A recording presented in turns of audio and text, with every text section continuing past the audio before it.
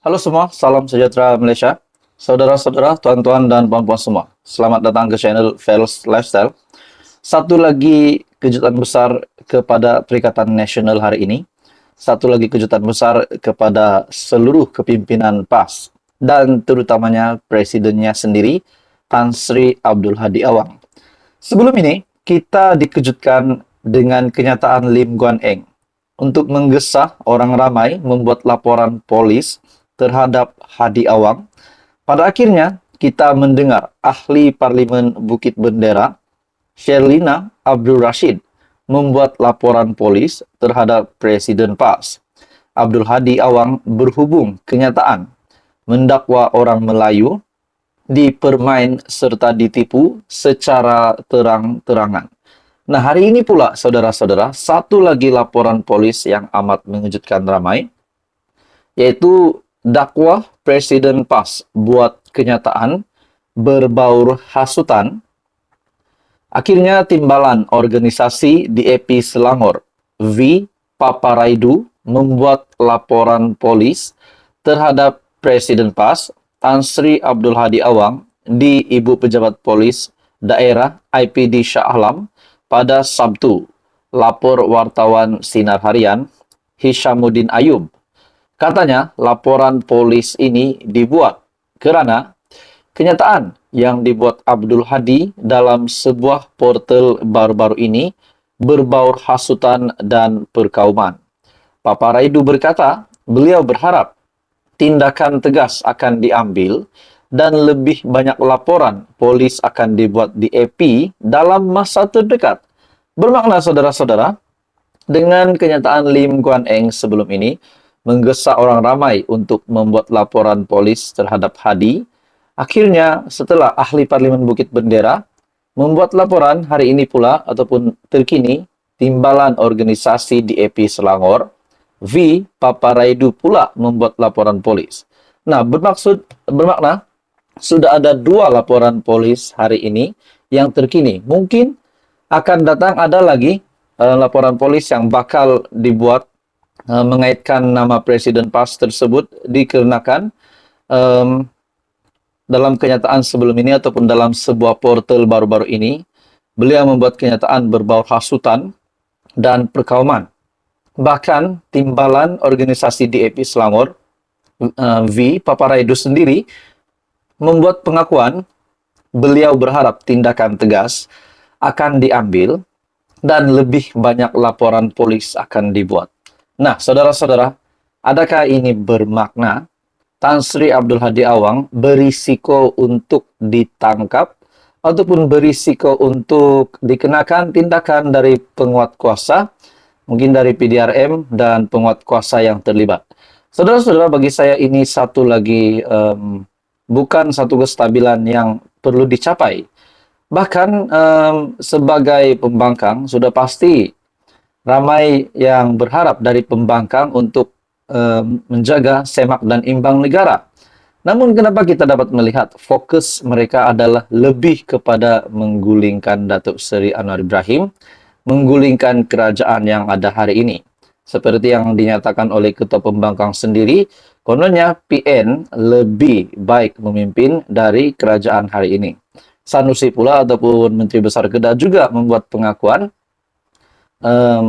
Sanusi juga membuat pengakuan bahwa lebih suka, lebih berharap kalau kerajaan yang ada hari ini ditumbangkan. Nah, jadi itu persoalannya. Nah, kita berbalik kepada laporan polis tersebut.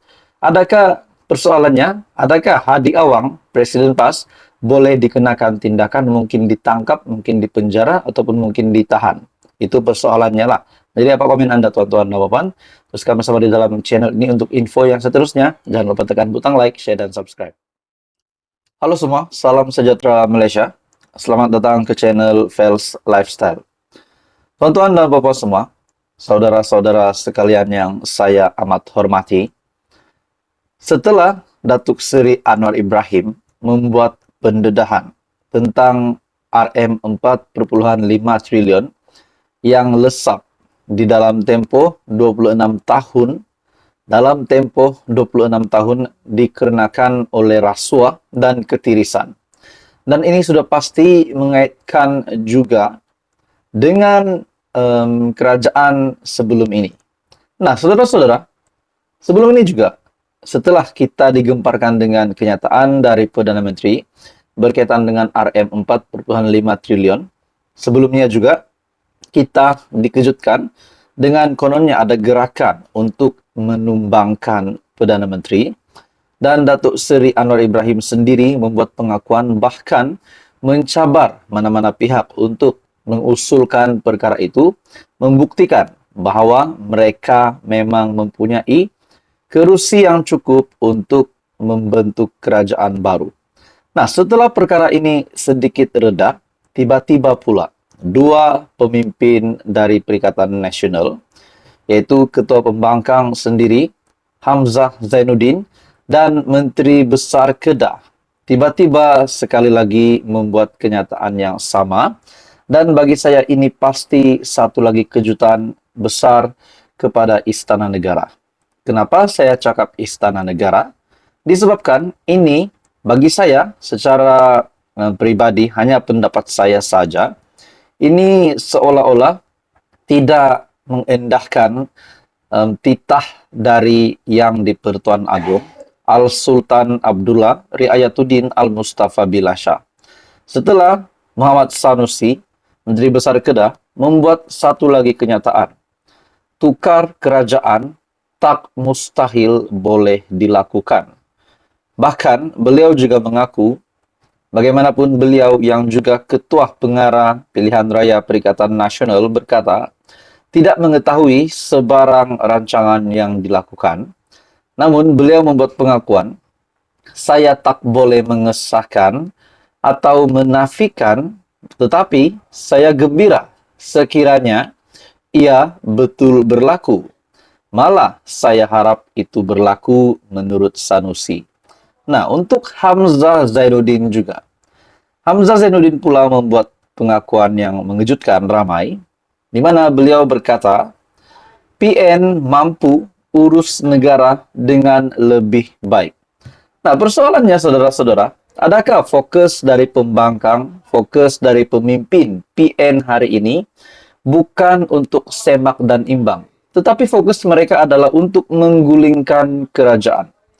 Saudara-saudara, tuan-tuan dan bapak semua, kita juga dapat melihat pembawaan yang sama dari Dr. Mahathir, dari Hadi Awang, dan Muhyiddin Yassin, saya rasa. Pembawaan yang sama yaitu ingin menggulingkan kerajaan. Patutnya bagi saya sebagai pembangkang adalah untuk fokus kepada semak dan imbang supaya kestabilan politik dan banyak perkara yang dapat dijaga. Namun kalau fokus dari pembangkang adalah untuk menggulingkan kerajaan hari ini, sudah pasti ini bukan kestabilan politik yang dimahukan oleh rakyat. Jadi saudara-saudara, tuan-tuan dan bapak semua, ini pasti menggemparkan seluruh Malaysia, seluruh ahli parlimen dalam kerajaan.